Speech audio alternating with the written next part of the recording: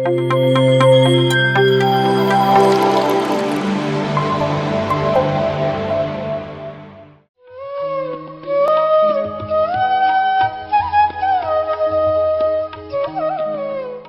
ಹೆಸರು ಅಂಪಮ್ಮ ಅಂತ ಹೇಳಿ, ನಾವು ಮೋಕ ಗ್ರಾಮದವರು, ಬಳ್ಳಾರಿ ಡಿಸ್ಟಿಕ್ಕು. ನಾವು ಫಸ್ಟಿಗೆ 98ರಲ್ಲಿ ನಾವು ಧ್ಯಾನಕ್ಕೆ ಬಂದಿದ್ದೀವಿ. ಅಂದರೆ 8th ಸ್ಟ್ಯಾಂಡರ್ಡ್ ಇದ್ದೆ, ಅವಲಿದ್ದ ನಾನು ಧ್ಯಾನ ಶುರು ಮಾಡಿದ್ದೀನಿ.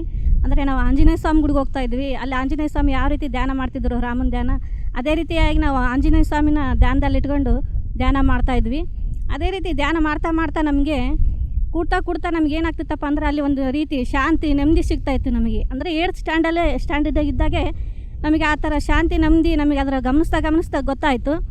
ಅದನ್ನು ನಾವು ಹಂಗೆ ಕಂಟಿನ್ಯೂ ಮಾಡ್ಕೊಂಡು ಬಂದ್ವಿ ನಾವು ಆ ಧ್ಯಾನನ. ಬಂದಮೇಲೆ ಆಮೇಲೆ ನಮಗೆ 2002ರಲ್ಲಿ ಮದುವೆ ಆಯಿತು. ಹಂಗೆ ಆದರೂ ನಾವು ಅಲ್ಲಿ ಮದುವೆಗೆ ಬರೋವರೆಗೂ ಹಂಗೆ ಕಂಟಿನ್ಯೂ ಆಗಿ ಮಾಡ್ಕೊತ ಬಂದಿದ್ದೀನಿ ನಾನು ಅಲ್ಲಿದ್ದ ಧ್ಯಾನನ.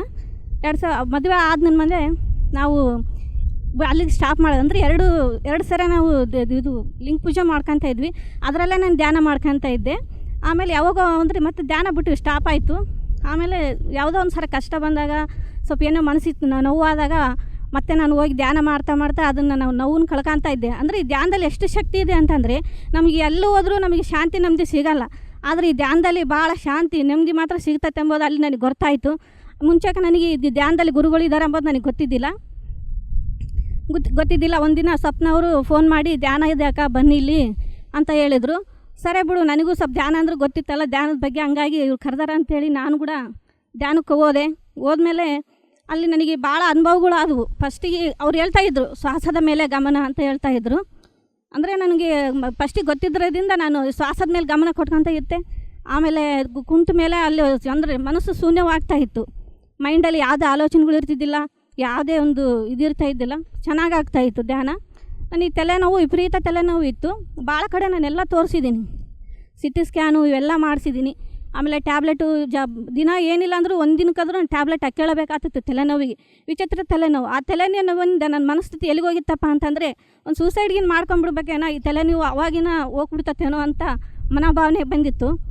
ಆಮೇಲೆ ಏನಾಯಿತು ಅಂತಂದರೆ, ಹೆಂಗೆ ಧ್ಯಾನ ಮಾಡ್ತಾ ನನಗೆ ತಲೆನೋವು ಕಡಿಮೆ ಆಗ್ತಾ ಬಂತು. ಒಂದಿನ ಪತ್ರಿಜಿ ಗುರುಗಳು ಧ್ಯಾನದಲ್ಲಿ ಕುಂತ್ಕೊಂಡಾಗ ನಾನು ಒಂದು ಪಯಣ ಮಾಡಿದೆ. ಅಲ್ಲಿ ಪಯಣ ಮಾಡಿದಾಗ ನನ್ನನ್ನು ನಾನು ನೋಡ್ಕೊತ ಇದ್ದೆ ಅಲ್ಲಿ. ಅಂದರೆ ನಾನು ಸ್ವಪ್ನವ್ರ ಮಾಳ ಮೇಲೆ ಕುತ್ಕೊಂಡಿದ್ದೀನಿ. ಅಲ್ಲಿ ಅವ್ರು ಕುಂತ್ಕೊಂಡು ಮಾಳ ಮೇಲೆ ಬಿಟ್ಟು ಬೇರೆ ಕಡೆ ನಾನು ಹೋಗಿದ್ದೀನಿ. ಅಂದರೆ ನನ್ನನ್ನು ನಾನು ನೋಡ್ಕೊಂಡಿದ್ದೀನಿ. ಅಲ್ಲಿ ನೋಡ್ಕೊಂಡಾಗ ನನ್ನ ಸುತ್ತಮುತ್ತ ಇರೋರು ಯಾರೂ ಇಲ್ಲ ಅಲ್ಲಿ. ಅಂದರೆ ಎಲ್ಲ ಕತ್ಲಿಗೆ ಹೋಗ್ಬಿಟ್ಟಿದೆ. ಹೋದೆ, ಅಲ್ಲಿ ನಾನು ಹೋಗ್ತಾ ಇದ್ದೀನಿ. ಅಲ್ಲಿ ಪತ್ರಿಜಿ ಗುರುಗಳು ಧ್ಯಾನಕ್ಕೆ ಕುತ್ಕೊಂಡೇ ಇದ್ದರು. ನಾನು ಅವ್ರ ಮೇಲೆ ಕುಂತಿದ್ದಾರೆ, ಅವ್ರ ಜೊತೆಗೆ ನಾವು ಯಾಕೆ ಕೂಡ್ಬೇಕಂತ ಹೇಳಿ, ಅವ್ರು ದೊಡ್ಡವರು ಅಂತೇಳಿ ನಾನು ಅವ್ರ ತೆಳಗನೆ ಧ್ಯಾನಕ್ಕೆ ಕುತ್ಕೊಂಡೆ. ಅಂದರೆ ಪಿರಮಿಡ್ ಅಂದರೆ ನಂಗೆ ಗೊತ್ತಿದ್ದಿಲ್ಲ. ಇನ್ನು ಫಸ್ಟ್ ಧ್ಯಾನ ಹೇಳಿದ್ದು ಗೊತ್ತಿತ್ತು, ಪಿರಮಿಡ್ ಇರ್ತಾವಂತ ಗೊತ್ತಿದ್ದಿಲ್ಲ. ಆ ಧ್ಯಾನದಾಗ ನಾನು ಪಿರಮಿಡ್ ನೋಡಿದೆ. ಅಲ್ಲಿ ಅವರು ಧ್ಯಾನಕ್ಕೆ ಕುತ್ಕೊಂಡಿದ್ರು, ನಾನು ಅವ್ರ ಜೊತೆ ಧ್ಯಾನಕ್ಕೆ ಕುಂತ್ಕೊಂಡೆ. ಅಲ್ಲಿಂದ ಸೀದಾ ಮತ್ತೆ 5 ನಿಮಿಷ ಅಲ್ಲಿ ಕುತ್ಕೊಂಡಿದ್ವಿ. ಅಲ್ಲಿಂದ ನಾನು ಪತ್ರಿಜಿ ಸರ್ ಮತ್ತೆ ಒಂದು ಗುಹೆ ಒಳಗೆ ಹೋದ್ವಿ. ಗುಹೆ ಒಳಗೆ ಹೋದ್ಮೇಲೆ ಅಲ್ಲಿ ಪತ್ರಿಜಿ ಸರು ಒಂಥರ ಅಂದರೆ ಮೌನವಾಗಿ, ಅಲ್ಲಿ ಮಾತು ಇಲ್ಲ, ಉಬ್ಬಿನಿಂದ ಹಿಂಗೆ ಆ್ಯಕ್ಷನ್ ತೋರಿಸಿದ್ರು, ಕೈ ತೋರಿಸಿ ಅಲ್ಲಿ ನೋಡಮ್ಮ ಅಂತ ಹೇಳಿದರೆ ಅಲ್ಲಿ ನನ್ನ ತಲೆಗೆ ಒಂದು ಟ್ರೀಟ್ಮೆಂಟ್ ನಡೆಯಕತ್ತಿತ್ತು ಅಲ್ಲಿ. ಅಂದರೆ ನಾನು ಇದೇನಪ್ಪ ಇದು, ನಾನು ಇಲ್ಲಿದ್ದೀನಿ, ಗುರುಗಳು ಇವ್ರು ಯಾರೋ ಏನೋ ಗೊತ್ತಿಲ್ಲ, ನನಗೆ ಫಸ್ಟಿಗೆ ಗೊತ್ತಿದ್ದಿಲ್ಲ ಗುರುಗಳು ಯಾರೋ ಏನೋ ಇವರು ಅಂತ ಅಂದ್ಕೊಂಡೆ. ಆದರೂ ಅವರು ಒಂದು ಆಕರ್ಷಿತವಾದ ಒಂದು ತೇಜಸ್ವಿ ಇತ್ತು ಅವ್ರ ಮುಖದಲ್ಲಿ. ಅವ್ರು ನೋಡ್ತಾನೆ ಹಂಗೆ ಅಲ್ಲೇ ಇದಾಗ್ಬಿಟ್ಟಿದೆ.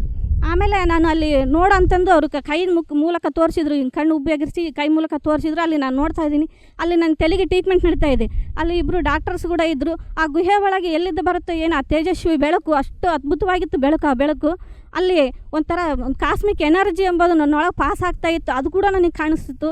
ಯಾಕಂದರೆ ಅಲ್ಲಿ ಸೂರ್ಯನ ಕಿರಣಗಳು ನಮಗೆ ಹೊರಗಡೆ ಯಾವ ಥರ ಕಾಣಿಸ್ತವೋ ಆ ಥರ ನಮಗೆ ಅಲ್ಲಿ ಕಾಸ್ಮಿಕ್ ಎನರ್ಜಿ ಕಾಣಿಸ್ತು ಅಲ್ಲಿ. ಆ ಥರ ಆದಾಗ ನನಗೆ ಇದೇನಪ್ಪ ಹಿಂಗೆ ಆಗ್ತಾಯಿತ್ತಲ್ಲ, ಇದೇನಿದು ಅಂತ ಅಂದ್ಕೊಂಡು. ಅವಾಗ ನಾನು ಇನ್ನೂ ಇದ್ರ ಬಗ್ಗೆ ಯಾರು ಸಾರದು ಮಾಸ್ಟರ್ಸ್ ಬಂದು ಹೇಳ್ತಿದ್ದಿಲ್ಲ. ಬರೀ ಶ್ವಾಸದ ಮೇಲೆ ಗಮನ ಕೊಡ್ರಿ, ಈ ಥರ ಆಗ್ತಾವಂತ ಗೊತ್ತಿದ್ದಿಲ್ಲ. ಶ್ವಾಸದ ಮೇಲೆ ಗಮನ ಕೊಡ್ರಿ, ಕಲರ್ಸ್ ಕಾಣ್ತಾವ, ಅದು ಇದನ್ನು ಕೇಳ್ತಾಯಿದ್ರು. ಇದನ್ನು ಹೇಳಿದ್ದಿಲ್ಲ. ಏನೋ ಬಿಡಪ್ಪ, ಇದನ್ನು ಹೇಳೋಕ್ಕೆ ಸಂಕೋಚ ಆಯಿತು, ಇರ್ಲಿ ಬಿಡಿ, ಏನೋ ಹೆಂಗತ್ತ, ನನಗಿದು ಹಿಂಗೆ ಬಂದತ್ತೆ ಅಂತಂದು ನಾನು ಸುಮ್ಮನೆ ಆಗಿಬಿಟ್ಟೆ. ಆಮೇಲೆ ಹೇಳ್ತಾ ಹೋದ್ಮೇಲೆ ಹೌದು ನನಗೆ ಈ ಥರ ಆಯ್ತಲ್ಲ ನನಗೆ ಧ್ಯಾನದಲ್ಲಿ. ಅವಾಗಲಿಂದ ನನಗೆ ತಲೆನೋವೆಲ್ಲ ಹೋಗ್ಬಿಡ್ತು. ಅವಾಗಿಂದ ನನ್ನ ತಲೆನೋವು ಭಾಳ ಆರಾಮಾಗಿತ್ತು. ಅಂದರೆ ಆ ತಲೆನೋವು ಬಂದಾಗ ಯಾವ ಪರಿಸ್ಥಿತಿಯಲ್ಲಿ ಇರ್ತಿದ್ದೆ ಅಂತಂದರೆ, ಯಾರು ನನ್ನ ಮಾತಾಡಿಸ್ಬೇಡ್ರಿ ಅಂತೇಳಿ ಒಂದು ಮೂಲೆ ಒಳಗೆ ಕೂಡ್ತಿದ್ದೆ ನಾನು. ಆ ಥರ ಪರಿಸ್ಥಿತಿಯಲ್ಲಿದ್ದೆ. ಮತ್ತು ಒಂದು ಸಲ ಇಲ್ಲಿ ಬೆಂಗಳೂರು ರಾಲಿಗೆ ಹೋದಾಗ ಅಲ್ಲಿ ನನಗೆ ಎದೆ ಭಾಗದಲ್ಲಿ ಸ್ವಲ್ಪ ಭಾಳ ನೋವಿತ್ತು. ಅಲ್ಲಿ ಹೋದಾಗ ಒಂದು 9:30 ಕುಂದ್ರಿಸ್ಯಾರ, 12:30 ತನಕ ನಾನು ಕೂತ್ಕೊಂಡಿದ್ದೆ ಧ್ಯಾನಕ್ಕೆ. ಅಂದರೆ ಎಷ್ಟು ಆನಂದವಾಗಿತ್ತಂದರೆ ಆ ಧ್ಯಾನ, ಕಣ್ಣು ಮುಚ್ಚಿ ಕಣ್ಣು ತೆಗೆದಂಗಿತ್ತು ಆ ಧ್ಯಾನ. ಅಷ್ಟೊತ್ತು ಕುಂತೀವಿ ಅನ್ನಿಸ್ಲೇ ಇಲ್ಲ ನಮಗೆ. ಅಲ್ಲಿ ನಮಗೆ ಏನಾಯಿತು ಅಂತಂದರೆ ಒಂದು ಸೂರ್ಯ ಉದಯ ಆಗೋದು ಕಾಣಿಸ್ತು. ರಾತ್ರಿ ಹೊತ್ತು ಸೂರ್ಯ ಉದಯ ಆಗಿದೆ ಅಂದರೆ ಏನಪ್ಪ ಇದು ಅಂದ್ಕೊಂಡೆ ನಾನು. ಇಲ್ಲಿ ಬಿಡು ಅಂತ ಹಂಗೆ ನೋಡಿದೆ, ಅಬ್ಸರ್ವ್ ಮಾಡಿದ್ವಿ. ಆಮೇಲೆ ಅಲ್ಲಿ ನನಗೇನಪ್ಪ ಅಂತಂದರೆ ನನ್ನ ಕೆಳಗಿನ ಬಾಡಿ ಕಾಣ್ತಾ ಇಲ್ಲ, ನನ್ನ ಮ್ಯಾಗಿನ ಬಾಡಿ ಕಾಣ್ತಾ ಇಲ್ಲ. ಅದ್ರ ಮಧ್ಯದಲ್ಲಿರ್ತಕ್ಕಂಥ ಒಂದು ನನ್ನ ಈ ಎದೆ ಭಾಗ ಅಂತ ಕಾಣಿಸ್ತಾ ಐತಿ. ಅಲ್ಲಿ ಯಾಕೆ ಈ ಥರ ನನಗೆ ಕಾಣಿಸ್ತೈತೆ ಅಂತ ನಾನು ಅಬ್ಸರ್ವ್ ಮಾಡಿದಾಗ ಅಲ್ಲಿ ನನಗೆ ಎದೆ ಭಾಗದಲ್ಲಿ ಭಾಳ ನೋವು ಇತ್ತಲ್ಲ, ಅಲ್ಲಿ ಒಂಥರ ಏನೋ ನನಗೆ ಆಪ್ರೇಷನ್ ನಡೆದೋ ಥರ ಆಗ್ತಾ ಇತ್ತು ಅಲ್ಲಿ. ಅದಾದಮೇಲೆ ತಿರುಗಿ ನಾನು ಹೇಳ್ದೆ, ನಮ್ಮ ಫ್ರೆಂಡ್ಸ್ಗೆ ಹೇಳ್ಕೊಂಡಿದ್ರಂಗೆ ಆಯ್ತು ನೋಡು ನನಗೆ ಅಂತಂದೆ. ಹೌದಾ ಅಂತಂದರು. ಆಮೇಲೆ ಇದ್ರಂಗೆ ಏನಾನ ಆಗಿರ್ಬೋದು ಹೇಳ್ತಾರಲ್ಲ ಮಾಸ್ಟರ್ಸು ಅಂತಂದರು. ಹೌದು ತಗ ಆಗಿರ್ಬೋದು ಅಂದ್ಕೊಂಡೆ. ತಿರುಗಿ ಮರುದಿನನೇ ಅದು ಬಾವು ಬಂದುಬಿಡುತ್ತೆ, ಎಲ್ಲ ಎದೆ ಭಾಗದಲ್ಲೆಲ್ಲ ಬಾವು ಬಂತು. ಇದೇ ಯಾಕಪ್ಪ ಹಿಂಗಾಯ್ತು ಅಂದ್ಕೊಂಡೆ. ತಿರುಗಿ ಅನ್ಕೊಂಡು ನೋಡೋಣ ಬಿಡು, ಧ್ಯಾನ ಮಾಡ್ತವಲ್ಲೆಲ್ಲ ಆ ಸಾರಿಗೆ ಬಿಟ್ಬಿಡೋಣ ಅಂತೇಳಿ, ಪ್ರಕೃತಿ ಬಿಟ್ಬಿಡೋಣ ಅಂತೇಳಿ ಅಂದ್ಕೊಂಡು ಅದಾದಮೇಲೆ ತಿರುಗಿ ಸ್ವಲ್ಪ ದಿನಕ್ಕೆ ಅದು ತನ್ನಟಕ್ಕೆ ತಾನೇ ಇದಾಯಿತು. ಯಾಕೆ ಹಿಂಗಾಯ್ತು ಅಂತ ಸೀನಿಯರ್ ಮಾಸ್ಟರ್ಸ್ ಕೇಳಿದಾಗ, ಇಲ್ಲಮ್ಮ ನಿಮಗೆ ಅಲ್ಲಿ ಆಪ್ರೇಷನ್ ಏನೋ ನಡೆದಿದೆ, ಅದ್ರದ್ದು ಒಂದು ಟ್ರೀಟ್ಮೆಂಟಿನ ಒಂದು ಪ್ರಭಾವ ಆ ಥರ ನಿಮಗೆ ತೋರಿಸೈತಿ ಅಂತಂದರು. ಅದೇ ರೀತಿ ಒಂದಿನ ಇತ್ತು, ಇನ್ನೂ ಒಂದಿನ 2ನೇ ದಿನಕ್ಕೆ ಅದು ಇದ್ದಿದ್ದಿಲ್ಲ, ಬಾವೆಲ್ಲ ಹೋಗ್ಬಿಟ್ಟಿತ್ತು ನನಗೆ. ಅದರಿಂದ ನಾನು ಅಂದರೆ ಚಿಕ್ಕವಳಿದ್ದಾಗ ಅಲ್ಲಿ ಖೋಖೋ ಆಡಬೇಕಾದ್ರೆ ಡೈ ಹೊಡಬೇಕಾದ್ರೆ ನೋವಾಗಿದ್ದು, ಇದುವರೆಗಾತು ನಾನು ತೋರಿಸ್ಕೊಂಡಿದ್ದಿಲ್ಲ, ಅದ್ರ ಬಗ್ಗೆ ಗಮನನೂ ಕೊಟ್ಟಿದ್ದಿಲ್ಲ. ಆದರೆ ಈ ಧ್ಯಾನದಿಂದ ಬಂದಮೇಲೆ ನನಗೆ 2 ಕಾಯಿಲೆಗಳು ಹೋದವು. ಅದೇ ತಲೆನೋವಿಗೆ ನಾನು ಎಷ್ಟು ಭಾಳ ದುಡ್ಡು ಇಟ್ಟಿದ್ದೀನಿ, ಆಮೇಲೆ ಸಿಟಿ ಸ್ಕ್ಯಾನ್ ಕೂಡ ಮಾಡಿಸ್ಕೊಂಡಿದ್ದೀನಿ. ಇದರಿಂದ ಭಾಳ ಲಾಭಗಳಿದ್ದಾವೆ. ಈ ಧ್ಯಾನದಿಂದ ದೇಹ ಮತ್ತು ಮನಸ್ಸು, ಬುದ್ಧಿ, ಈ ಕಣ್ಣಿನ ಒಂದು ಸ್ಥಿರತೆಗೊಳಿಸುತ್ತದೆ. ಅದಕ್ಕೆ ಎಲ್ಲರೂ ಧ್ಯಾನ ಮಾಡಿ ಈ ಲಾಭವನ್ನು ಎಲ್ಲರೂ ತಗೊಳ್ಳಿ. ಎಲ್ಲರೂ ಒಂದು ಧ್ಯಾನದಿಂದ ಲಾಭವನ್ನು ಗಳಿಸ್ಕೋಬೇಕಂತ ಎಲ್ಲರನ್ನೂ ಕೇಳ್ಕೊಳ್ತಾ ಇದ್ದೀನಿ. ಬ್ರಹ್ಮರ್ಷಿ ಪಿತಾಮಹ ಪತ್ರಿಜಿ ಸಾರ್ ಅವರಿಗೂ ಮತ್ತು ಸ್ವರ್ಣಲತಾ ಮೇಡಮ್ ಅವರಿಗೂ ಮತ್ತು ಸದಾನಂದ ಯೋಗಿ ಗುರುಗಳಿಗೂ, ಎಲ್ಲ ಹಾಸ್ಟೆಲ್ ಮಾಸ್ಟರ್ಗಳಿಗೂ ಮತ್ತು ಪಂಚಭೂತಗಳಿಗೂ ಎಲ್ಲರಿಗೂ ಕೋಟಿ ಕೋಟಿ ನಮಸ್ಕಾರಗಳು. ನನ್ನ ಹೆಸರು ಸ್ವಪ್ನ. ಮೋಕ ಗ್ರಾಮದಿಂದ ನಾವು ಬಂದಿದ್ದೇವೆ. ನಾವು 2021ರಲ್ಲಿ ಪತ್ರಿಜಿ ಸಾರ್ ಅವ್ರನ್ನ ಭೇಟಿಯಾಗಿದ್ವಿ, ನೋಡಿದ್ವಿ. ಅವತ್ತಿಂದ ನಮ್ಮೂರಿಗೆ ಧ್ಯಾನ ಬರ್ಬೇಕಂತೇಳಿ ನಮ್ಮ ಅಣ್ಣ ಲಿಂಗನಗೌಡ ಸಾರ್ ಅವರು ಆಗಬೇಕು ಮತ್ತು ಹಂಪಣ್ಣ ಸಾರ್ ಅವರಿಬ್ಬರು ಸಾರ್ ಅವ್ರನ್ನ ಕೇಳಿದ್ವಿ, ನಮ್ಮೂರಿಗೆ ಧ್ಯಾನ ಕರ್ಕೊಂಡು ಬರ್ರಿ ಸರ್, ನಮ್ಮೂರಿಗೆ ಧ್ಯಾನ ಹೇಳ್ಕೊಡ್ರಿ ಅಂತ ಹೇಳಿದ್ರೆ, ಅವಾಗ ಸರಿ ಹೇಳಮ್ಮ ಬರ್ತೀವಿ ಅಂತ ಹೇಳಿದ್ರಿ ಸರ್. ಅದೇ ರೀತಿ ಜೂಮ್ ಸೆಕ್ಷನ್ಯಾಗ ಪತ್ರಿಜಿ ಸಾರ್ ಅವರ ಒಡನೆ ಮಾತಾಡಿದೆ. ಅದೇ ಥರ ನಿಮ್ಮ ಅಣ್ಣನ ಬಿಡಬೇಡ್ರಿ ಅಂತ ಹೇಳಿದ್ರು. ಹಂಪಣ್ಣ ಸರ್ ಅವರು ಕರ್ಕೊಂಡು ಬಂದರು ಧ್ಯಾನ. ಅದೇ ಥರ ನಾವು ಏನು ಮಾಡಿದ್ವಿ ಸರ್, ಪ್ರತಿಯೊಬ್ಬರು ಮನೆಗೆ ಹೋಗಿ ನಾನು ಕುಂಕುಮ ತಗೊಂಡೋಗಿ ಬರ್ರಿ ಎಲ್ಲರೂ ನಮ್ಮ ಮನೆಯಲ್ಲಿ ಧ್ಯಾನ ಇಟ್ಕೊಂಡಿವಿ ಅಂತ ಹೇಳಿದ್ವಿ. ಅದೇ ಥರ ನಮ್ಮೂರಾಗ ಎಲ್ಲರೂ ಬಂದು ಧ್ಯಾನ ಮಾಡಿದ್ವಿ ಸರ್. ಅದು 2021ರಾಗ ಅಂದ್ರೆ ಕೊರೋನಾ ಟೈಮ್ನಾಗ ಸರ್ ನಾವು 31 ದಿನ ಧ್ಯಾನ ಮಾಡಿದ್ವಿ ಸರ್. 31 ದಿನ ಧ್ಯಾನ ಮಾಡಿದ್ರೆ ಪತ್ರಿಜಿ ಸರ್ ಅವರು ಅವಾಗ ಸ್ಟಾಪ್ ಮಾಡಿಸಿದ್ರು. ಕೊರೋನಾ ಟೈಮ್ ಇರಬೇಕಾದ್ರೆ 10 ದಿನ ಮಾಡೋಕ್ಕಾಗಲಿಲ್ಲ ಸರ್. ನಾವು ಮನೆ ಎಲ್ಲರೂ ಸೇರಿ 10 ದಿನ 41 ದಿನ ಮಂಡಲ ಧ್ಯಾನ ಪೂರ್ತಿಯಾಗಿ ಮಾಡಿದ್ವಿ ಸರ್. ಮಾಡಿದ ಮೇಲೆ ನನಗೆ ಕೊರೋನಾ ಟೈಮ್ನಾಗ ಕೊರೋನಾ ಅಟ್ಯಾಕ್ ಆಯಿತು ಸರ್. ಆವಾಗ ಬುದ್ಧ ಪೂರ್ಣಿಮಾ ಇತ್ತು. ಆವಾಗ ನನಗೆ ಕೊರೋನಾ ಬಂದಾಗ ನಾನು ಕ್ವಾರಂಟೈನ್ನಾಗ ಮೇಲೆ ರೂಮ್ನಾಗ 15 ದಿನ ಇದ್ದೆ ಸರ್. ಆವಾಗ ಬುದ್ಧ ಪೂರ್ಣಿಮಾ ಬಂದಿತ್ತು ಸರ್. ನನಗೆ ಎಷ್ಟು ಬುದ್ಧ ಪೂರ್ಣಿಮಾ ನನಗೆ ಧ್ಯಾನ ಕಲ್ಸೋಕ್ಕಾಗಿ ಬಂದಿತ್ತೇನೋ ಗೊತ್ತಿಲ್ಲ ಸರ್. ಆ ಟೈಮ್ನಾಗ ನಾನು ಕೊರೋನಾ ಇದ್ರೂ ನಾನು 24 ಗಂಟೆ ಪತ್ರಿಜಿ ಸರ್ ಅವ್ರ ಧ್ಯಾನ ಕೇಳ್ಕೊಂತಾನೆ ಧ್ಯಾನ ಮಾಡ್ತಾನೆ ಬುದ್ಧ ಪೂರ್ಣಿಮಾ ಆಚರಣೆಯನ್ನು ನಾನು ಆಚರಣೆ ಮಾಡಿದೆ ಸರ್. ನನಗೆ ಕೊರೋನಾ ಏನು ಬಂದಿರೋದು ಏನು ಅನಿಸ್ಲಿಲ್ಲ ಸರ್. ನಮಗೆ ಮಾಮೂಲು ಆಸ್ಪತ್ರೆ, ಗೌರ್ಮೆಂಟ್ ಆಸ್ಪತ್ರೆ ಟ್ಯಾಬ್ಲೆಟ್ ತಿಂತಿದ್ದೆ ಅಷ್ಟೇ ಸರ್. ಅದು ಧ್ಯಾನದಿಂದ ನನಗೆಲ್ಲ ಮಾಯವಾಗಿ ಹೋಗ್ಬಿಡ್ತೀವಿ ಸರ್. ಅದೇ ಥರ ನನಗೆ ಚೆನ್ನಾಗಿದೆ ಆರೋಗ್ಯದಿಂದ. ಎಲ್ಲ ನಮ್ಮೂರಾಗೆಲ್ಲ ಮತ್ತೆ ಗ್ಯಾಪ್ ಆಯ್ತು ಸರ್. 1 ವರ್ಷ ಗ್ಯಾಪ್ ಆಯಿತು. ಮತ್ತು ಇವಾಗ 11 ದಿನ ಫಸ್ಟ್ ಸ್ಟಾರ್ಟಿಂಗ್ ಮಾಡಿದ್ವಿ ಸರ್. ಮೊನ್ನೆ ಆಗಸ್ಟ್ನಾಗ 2023ರಲ್ಲಿ 108 ಗುರೂಜಿ ಬರ್ತಾರಂತ ಹೇಳಿದರು. ಅದಕ್ಕಾಗಿ ನಾಗರಾಜಣ್ಣ ಅಂತೇಳಿ ಇದ್ದಾರೆ ಸರ್, ಅವ್ರ ಮನೆಯಲ್ಲಿ 11 ದಿನ ನಾವು ಮಾಡಿದ್ವಿ ಸರ್. ಆವಾಗ 11 ದಿನ ನಾವು ಪ್ರೋಗ್ರಾಮ್ ಇಟ್ಕೊಂಡಿದ್ರೆ ಆ ಸಾರ್ ಯಾಕೆ ಬರೋಕ್ಕಾಗಲಿಲ್ಲ. ಆದರೆ ಸಾರ್ ನಾಗರೆಡ್ಡಿ ಸಾರು ಮತ್ತು ಹಂಪಣ್ಣ ಸಾರು ಎಲ್ಲ ಪಿರಮಿಡ್ ಮಾಸ್ಟರ್ಗಳು ಏನಂತ ಹೇಳಿದ್ರು, ಇಲ್ಲಮ್ಮ 365 ದಿನ ಸಂಕಲ್ಪ ಮಾಡ್ಕೊಳ್ರಿ, ನಿಮ್ಮ ಊರಾಗ ಧ್ಯಾನ ಚೆನ್ನಾಗಿ ಆಗ್ತದೆ ಅಂದ್ರಿ ಸರ್. ಅದೇ ಥರ ನಾವು ಇವಾಗ 365 ದಿನ ಸಂಕಲ್ಪ ಮಾಡ್ಕೊಂಡು ಪ್ರತಿ ಒಬ್ಬೊಬ್ಬರು ಮನೆಯಾಗ ಮನೆ ಧ್ಯಾನ ಮಾಡ್ತಾ ಇದ್ದೀವಿ ಸರ್. ಇಲ್ಲಿಗೆ 312ನೇ ದಿನ ಆಗಿದೆ ಸರ್. ಭಾಳ ಅದ್ಭುತವಾಗಿ ನಡೀತಿದೆ ನಮ್ಮೂರಲ್ಲಿ. ಎಲ್ಲ ಮಾಸ್ಟರ್ಗಳು ಬಂದು ನಮ್ಮೂರಿಗೆ ಪ್ರತಿ ಬಳ್ಳಾರಿ, ಸಂಗನಕಲ್ಲು, ಸಿರಿವಾರ ಎಲ್ಲ ಬಳ್ಳಾರಿ ಸುತ್ತಮುತ್ತ ಎಲ್ಲ ಮಾಸ್ಟರ್ಗಳು ಬಂದು ನಮಗೆ ಧ್ಯಾನದ ಅನುಭವಗಳು ಸತ್ಸಂಗ ಹೇಳಿ ಭಾಳ ಚೆನ್ನಾಗಿ ನಡೀತಿದೆ ಸರ್ ನಮ್ಮೂರಲ್ಲಿ. ನಾವು ಧ್ಯಾನ ಮಾಡ್ತಾ ಆರೋಗ್ಯವಾಗಿ ಚೆನ್ನಾಗಿದ್ವಿ. ನನಗೆ ಆ ಟೈಮ್ನಾಗ ಮತ್ತು ಸ್ಕಿನ್ ಅಲರ್ಜಿ ಇತ್ತು ಸರ್. ಭಾಳ ತಿಂಡಿ ಡಿಸೆಂಬರ್ ಅಂದರೆ ಸಾಕು ಸರ್, ಭಾಳ ಸ್ಕಿನ್ ಅಲರ್ಜಿ ಆಗ್ತಿತ್ತು.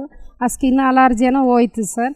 ಆಮೇಲೆ ಇದೇ ಥರ ನನಗೆಲ್ಲ ಇರುವಂಥ ರೋಗಗಳು ಅದಾಗೆ ಹೋಗ್ತಿದ್ವು ಸರ್. ದಾನ ಚೆನ್ನಾಗಿ ಮಾಡ್ತಿದ್ವಿ. ಆಮೇಲೆ ನಮ್ಮ ಮಕ್ಕಳು ಎಲ್ಲರೂ ನಮ್ಮ ಕುಟುಂಬ ಸಮೇತವಾಗಿ ಒಂದೇ ಸಲ ಬಂದಿದ್ದೀವಿ ಸರ್ ನಾವು ಧ್ಯಾನಕ್ಕೆ. ಭಾಳ ಚೆನ್ನಾಗಿದೆ ಧ್ಯಾನ. ಮತ್ತು ನಾನು ಮೊನ್ನೆ ಒಂದು LIC ಎಕ್ಸಾಮ್ ಬರ್ದಿ ಸರ್. ಎಲ್ಲರೂ ಎಕ್ಸಾಮ್ ಟೈಮ್ ಅದು ಒಂದು ವರ್ಷ ಕ್ಲಾಸು ಮತ್ತು ಎಲ್ಲ ಮಾಡ್ತಾರೆ ಸರ್. ಆದರೆ ನಾನು ಒಂದು ಕ್ಲಾಸಿಗೆ ಹೋಗಿಲ್ಲ, ಏನು ಹೋಗಿಲ್ಲ ಸರ್.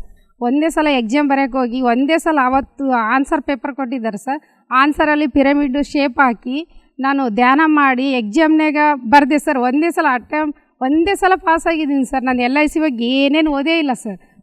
ಅಂದರೆ ಧ್ಯಾನದ್ದೇ ನನಗೆ ಶಕ್ತಿ ಸರ್. ಧ್ಯಾನದಿಂದ ಭಾಳ ಚೆನ್ನಾಗಿದ್ದೀವಿ ಸರ್. ಆಮೇಲೆ ನಾವು ಯಾವುದೇ ಆಗಲಿ, ನಾವು ಒಬ್ರಿಗೆ ಒಂದು 100 ರೂಪಾಯಿ ಕೊಟ್ಟರೆ ನಮಗೊಂದು 1000 ರೂಪಾಯಿ ಆ ಕಡೆಯಿಂದ ಆಗಲಿ ಬಂದೇ ಬರ್ತದೆ.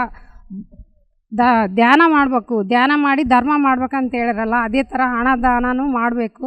ಆಮೇಲೆ ನಾವು ಟೈಲರಿಂಗ್ ಕ್ಲಾಸನ್ನು ಮಾಡ್ಬೇಕು ಅಂದ್ಕೊಂಡಿದ್ವಿ. ಅದೇ ಟೈಮಾಗಿ ನಮಗೆ ಧ್ಯಾನ ಮಾಡೋದ್ರಿಂದ ಅದೇ ನನಗೆ ನಿಸರ್ಗ ಬಂದು ನಮಗೆ ಟೈಲರಿಂಗ್ ಕ್ಲಾಸನ್ನು ಅದೇ ಗೋರ್ಮೆಂಟ್ ಕಡೆಯಿಂದ ಬಂದು ಕಲಿಸಿದೆ.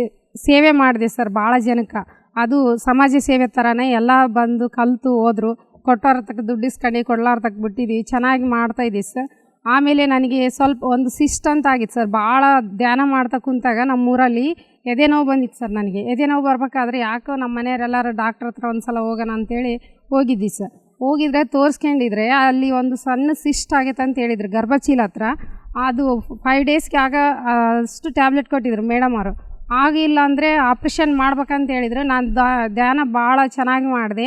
5 ಡೇಸ್ ಅಷ್ಟೇ ತಿಂದಿದ್ದೀನಿ. ಮತ್ತು ಮೇಡಮ್ ಒಂದು ವಾರ ಬಿಟ್ಟು ಬರ್ರಿ ಅಂತ ಹೇಳಿದ್ರು. 1 ತಿಂಗಳು ಬಿಟ್ಟು ಹೋದೇವಿ ಸರ್.